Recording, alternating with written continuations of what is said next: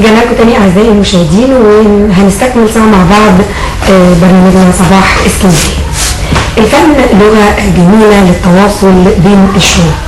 الفن هو محاوله لنقل الواقع بصوره تجميليه جميله وبشكل ابداعي، بننقل الواقع بطريقه محببه لينا كلنا، بنلفت الانتباه والنظر لاشياء معينه، بنحاول ان احنا نسلط الضوء عليها من خلال رؤيه جماهيريه عن طريق الفن.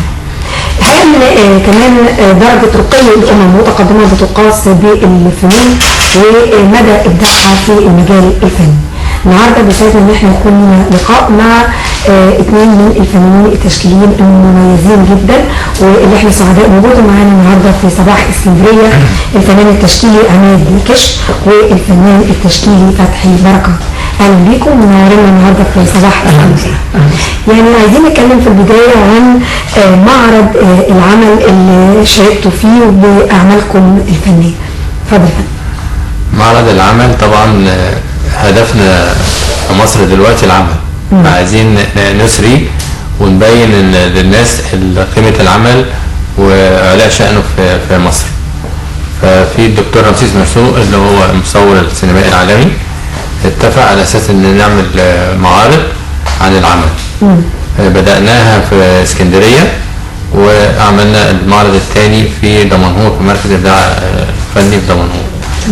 الفنانين بيشاركوا حوالي اكتر من 30 فنان بكل خبراتهم ومجهودهم ان هو يبرز العمل في المعرض ده. كان معرض جميل والناس استمتعت، والناس قالوا عايزين اكتر من كده. عايزين يعني مزيد من المعارض اللي بتسلط الضوء على حاجات بتهمنا كلنا وبتمس حياتنا اليوميه ومجتمعنا. استاذه مجدي، يعني معرض العمل، يعني ايه حضرتك تدينا فكره الاول كان الهدف ايه من المعرض ده؟ او خلينا نتكلم يعني على الشاشه في ايامنا الحلوه، فممكن نبتدي بيه الاول. ده كان معرض ايامنا الحلوه، ده كان معرضي انا امبارح، كان في دمنهور برضو، وكان في افتتاح مؤتمر الادباء الاقاليم عندنا في دمنهور. فده كان مجموعه لقطات للمعرض بتاعي انا امبارح. صور فوتوغرافيه برضه فوتوغرافي، ما هو فوتوغرافي. ده برضه كوبري المنتزه. انا عامل معرضي باسم ايامنا الحلوه. انا عايز الايام الجميله بتاعتنا بتاعت مصرنا ترجع نشوفها بالرؤيه الجميله بتاعت زي ما كنا بنشوفه. يعني ايامنا الحلوه كمصريين مش كحاجه شخصيه. لا مش ايامنا احنا كمصريين. فانا عايز اشوف يعني هنا معبد الاقصر لقطه بانوراميه لمعبد الاقصر وجامع ابو الحجاج، تمام، في لقطه جميله للاقصر، تمام.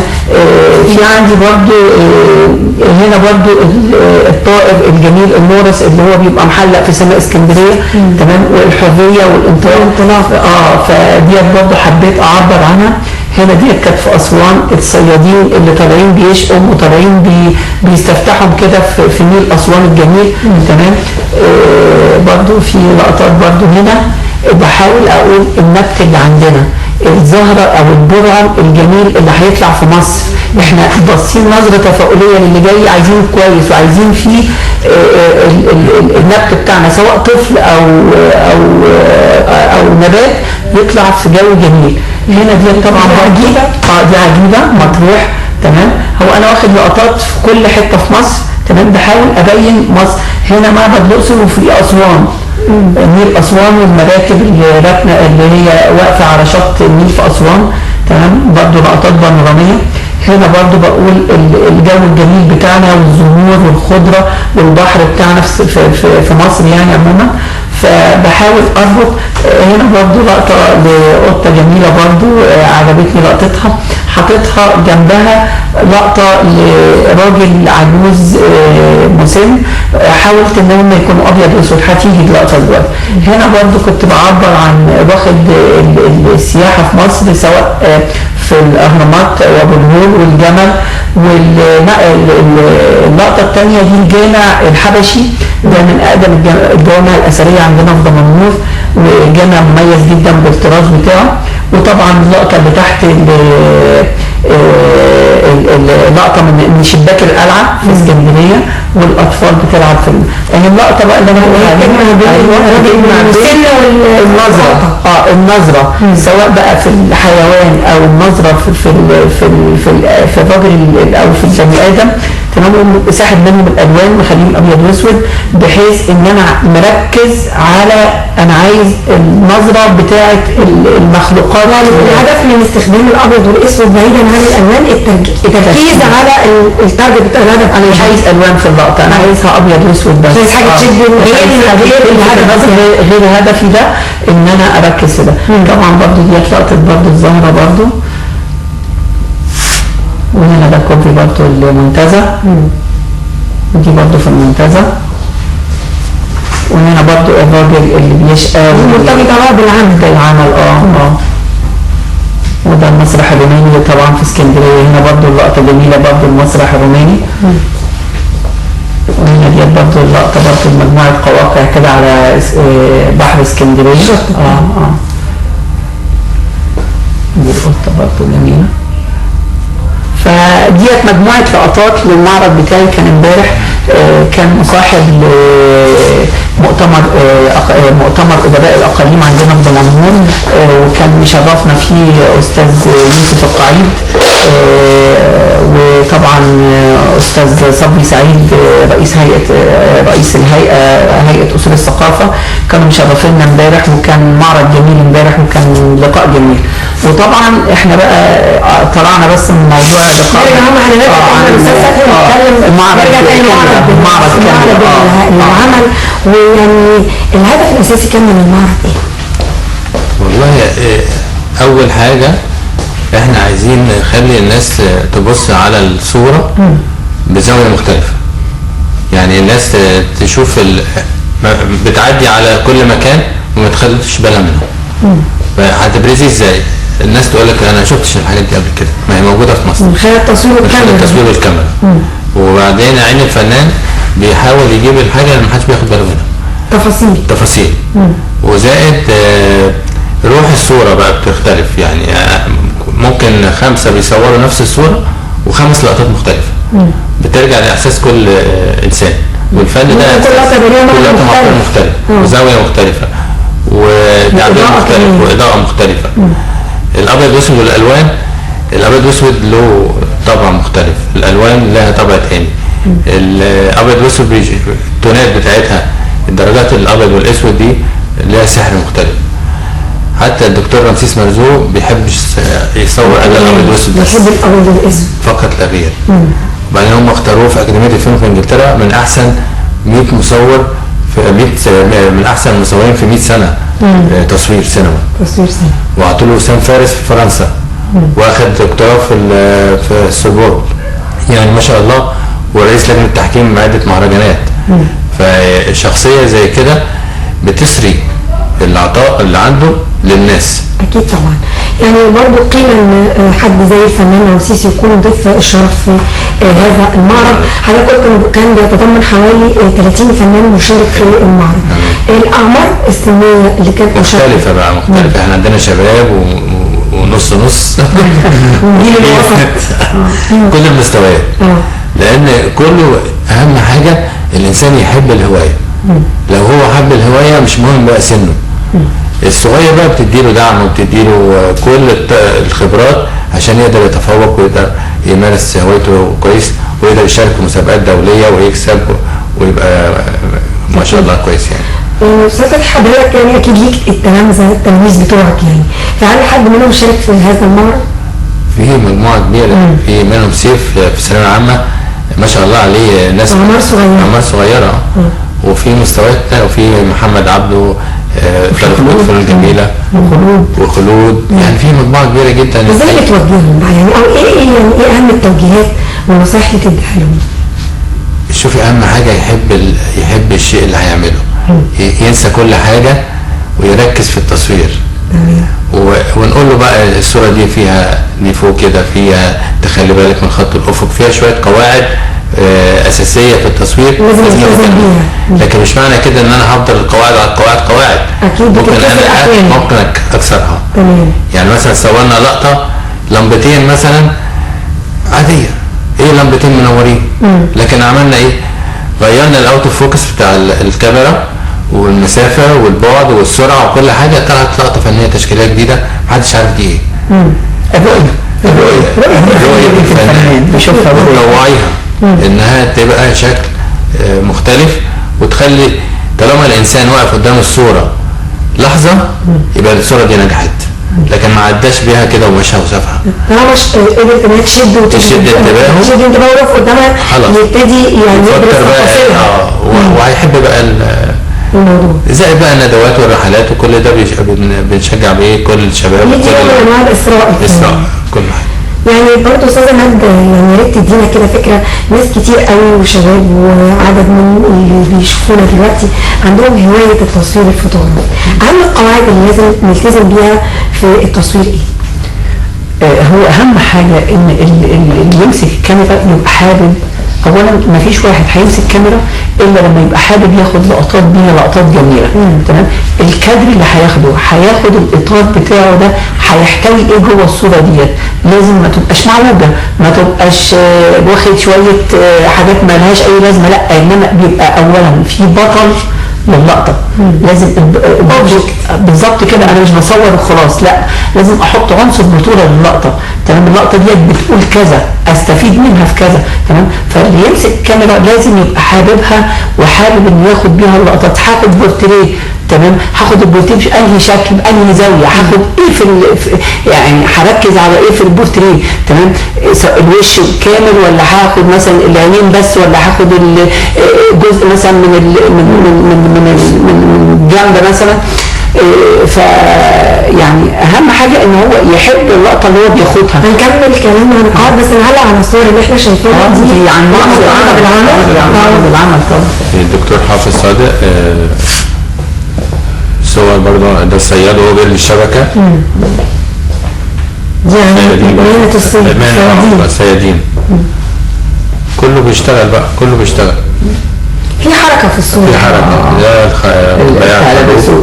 ده الرقصوس، ده برضه الصيادين. هي بتحاول يعني بس انت على المهن المختلفة حرف وفي حرف بدأت تندثر مش موجودة، فلما انا اظهرها كده في الخيامية، في شغل النحاسين.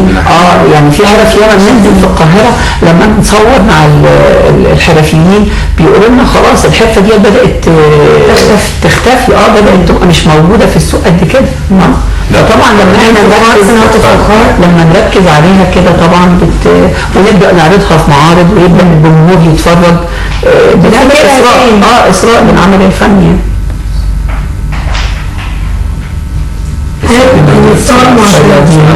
الحرف يعني اللي قاعد بيرقع الشبكه بعد كل سنه. الطفل الصغير بيعمل رجله ماسك القفص برجله.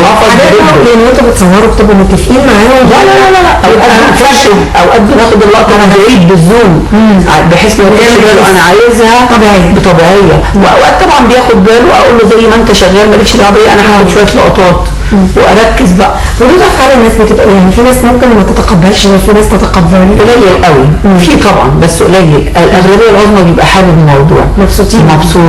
واوقات بعد ما بنعمل المعرض اخد اللوحه اديها له هديه، اقول له اتفضل انت صورتك، اتفضل اللوحه ديت يعلقها في بيته ويبقى مبسوط بيها يعني. دي صورة بيعمل الازاز هنا اللي بيعمل سمكرة العربية. الصور اللي اتعرضت في المعرض. استاذ فتحي، حضرتك ايه اكتر صورة يعني لقت اهتمام وجذب انتباه من الناس؟ في صورة واحد راجل كبير شايل شوال قده 3 مرات. بتاع الدكتور رمسيس. لا دكتور استاذ علي.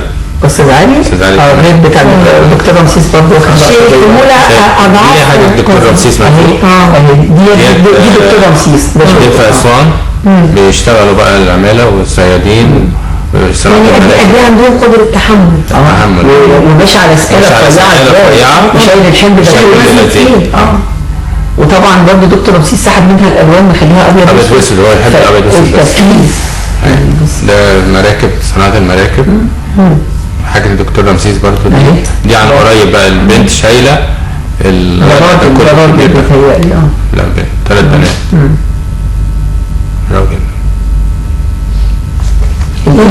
صناعة الفخار. عارفه الطينه بتاعت الطين الاسواني وبيعمل الفخار، يعني هو خد اللقطه بتاعت الايد بس ركز ومركز اكتر في السبوت الضوء ومركز اكتر انه صاحب النور. عايزين نتكلم عن جزئيه الاضاءه دي، يعني ازاي نقدر نلعب بالاضاءه في التصوير الفوتوغرافي ويكون لها تاثيرات مختلفه، يعني اللي بيبقى ازاي نوظف الاضاءه عشان يدي معنى معين. يعني انا ممكن اركز مثلا بالضوء بتاع الضوء الهالوجين اللي هو الاصفر ده، تمام، ان ممكن اصور على ضوء شمعه او ضوء اباجوره، تمام، وتدي بتخلي اللقطه كلها اللون السيبيا اللي هو البرتقاني ده بتبقى شكلها جميل جدا وبتدي احساس دافي، تمام، وفي نفس الوقت ببقى مسلط الضوء على جزء معين برضو انا عايزه، هو ده عنصر البطوله بتاعي، ده اللي انا اللي واخد مثلا جزء مثلا في وش، جزء مثلا في جزئيه مثلا انا بصورها مش شخص ادمي او كده، تكوين مثلا قدامي باخد له لقطات لتمثال، فتلاقي واخد الاوت لاين بتاعه ممكن بس هو ده اللي واخد التاتش بتاع الاضاءه الاورنج ده. ممكن نوظف الاضاءه انها تدي تاثيرات معينه في البطوله، تساعدني في البطوله، لان اللقطه العنصر الاساسي بتاعها او البطل الاساسي بتاعها مش الضوء هو اللي عندي عنصر البطوله في اللقطه بالظبط كده. احنا عايزين نقول ان التصوير اسمه التصوير الضوئي. الضوئي يبقى هو كل الصوره ضوء، سواء ضوء قليل او ضوء كتير او توزيع الضوء نفسه بيختلف. كل ما يكون توزيع الضوء مختلف وتباين تبقى الصوره ممتازه. اكيد، يعني زمان كانت اجهزه الكاميرا في البدايات فيها الشطر اللي بنقدر عن طريق ان احنا نتحكم في توزيع الكاميرا عشان تقدر. دلوقتي الموضوع بقى اسهل تقنيا، دلوقتي كله مع موبايلات، تمام، موبايلات حديثه دلوقتي، كله دلوقتي ممكن يعني ما فيش حد ما معهوش موبايل حتى ولو في كاميرا صغيره وبينزل يصور وبيعمل لقطات بيها كويسه، حتى لو الريزوليوشن بتاعها ضعيف بس بياخد لقطات كويسه، وممكن بيعرضها كمان بس بتبقى حجم اللوحه صغيره شويه. استاذ كنت حضرتك عايز تعلق على موضوع التقنيات الحديثه، شايف ان الاجهزه مثلا الكاميرات القديمه كانت افضل؟ والله انا ما بحبش الجديد. الكاميرات القديمه طبعا افضل كتير.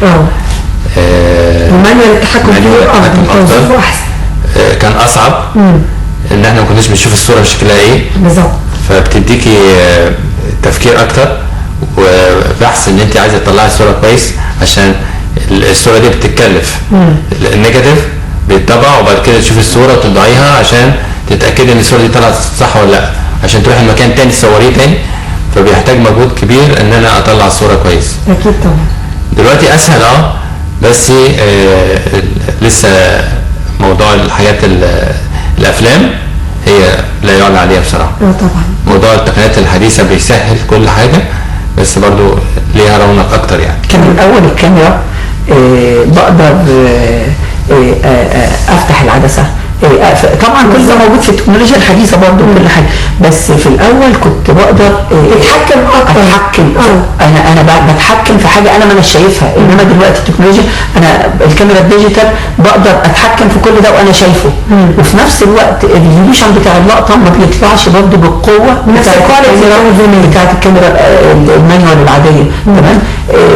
الفيلم كنت بقدر اعمل فيه رتوش او بعمل فيه تعديلات وهو لسه نيجاتيف، وبعد كده ابدا اطبع. بعد ما اعمل طباعه كنت بعمل شغل برضه وستيف على اللقطه، فكانت الصور كان فيها تحس انك بتعملي فن فعلا، وكان زمان لازم اللي يصور لازم يكون بروفيشنال محترف قوي، انما دلوقتي كل الناس بتصور، يعني سواء اللي بيعرف يصور اللي ما بيعرفش يصور بيطلع لقطه، تمام. هي دي بس الميزه الحلوه اللي خلت الناس كلها بقت ممكن انها تصور وتطلع لقطات جميله ويقدروا يحسوا ان هم عندهم رؤيه. كان في ناس بيبقى عنده رؤيه بس مش حاسس بنفسه، مش حاسس ان هو عنده الاحساس الفني. دلوقتي لا، دي بدات تخرج الطاقه عند شباب ياما، كله دلوقتي بقى معاه كاميرات ومعاه الموبايلات، فبتلاقيه فرحان ان هو بيعمل لقطات وبيعمل. يعني اتكلمنا عن الاضاءه وتاثيراتها وازاي نقدر نوظفها بشكل ان هو ندي انطباعات وايحاءات معينه. زاويه التصوير، الزوايا، عايزين نتكلم عن الزوايا برضو، ازاي نقدر نستخدمها ونوظفها بطريقه مفيده وحلوه. شوفي، هو قواعد التصوير الاساسيه اضاءه، تكوين، زاويه. تمام. لازم اخد بالي من الحاجات دي كلها. الزاويه عشان ابص للزاويه ما بقاش، لو انا صورت ضد الشمس الصوره مش كويسه طبعا، لكن ممكن ضد الشمس وبطريقه معينه تطلع صوره حلوه جدا. ده سيلويت، تطلع سيلويت، يبقى هتعبر عن الصوره اللي انا عايزها. يبقى ما انا مش محتاج تفاصيل في البروفايل اللي قدامي او في الصوره، انا عايز اوت لاين للصوره.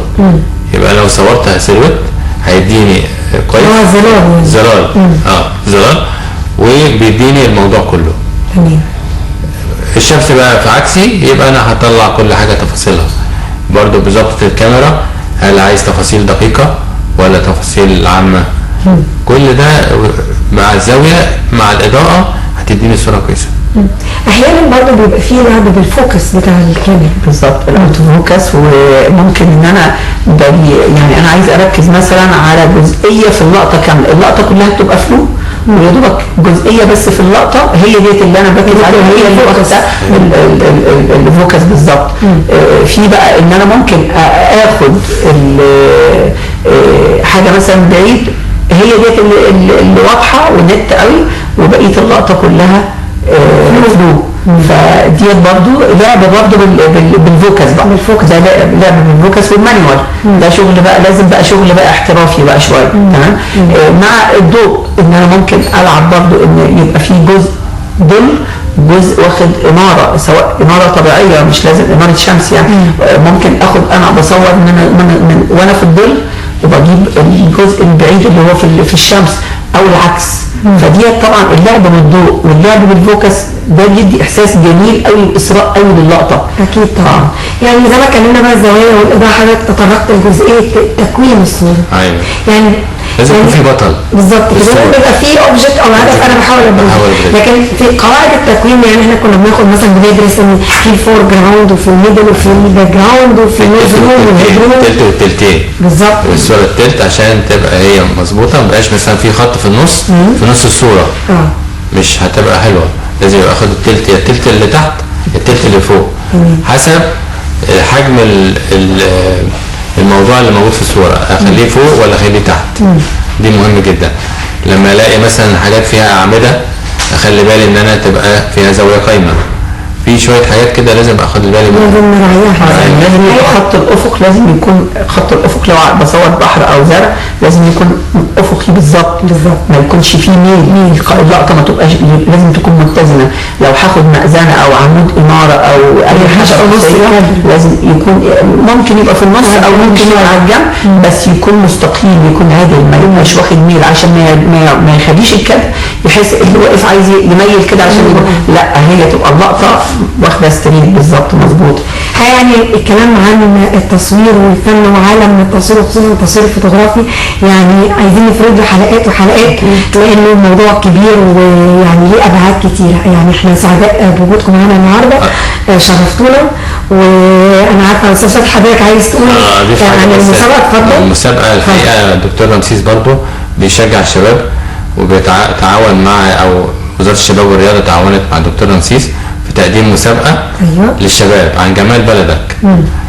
جوائز. اللي حابب يشترك يتواصل عن طريق صفحة عندي على الفيسبوك فتحي بركات بالانجلش. تمام. وفيها الشروط كل حاجة، وان شاء الله يتواصلوا معايا ان شاء الله. ان شاء الله. احنا بنشكر الفنان مالكشكو والفنان فتحي بركات اللي نورتونا النهارده في صباح اسكندريه.